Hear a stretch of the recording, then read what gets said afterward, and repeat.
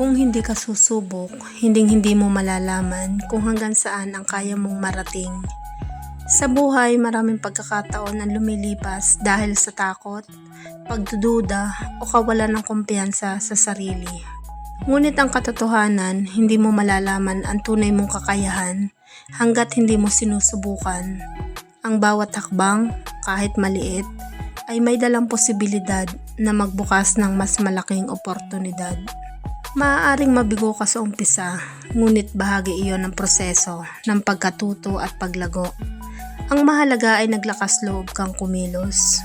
Dahil sa bawat pagsubok, mas nakikilala mo ang sarili mo, mas lumalakas ang loob mo, at mas lumalawak ang pananaw mo sa kung ano pa ang kaya mong abutin.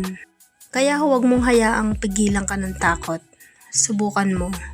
Dahil sa pagsubok, nagsisimula ang tagumpay at doon mo matutuklasan kung gaano kalayo ang kaya mong marating.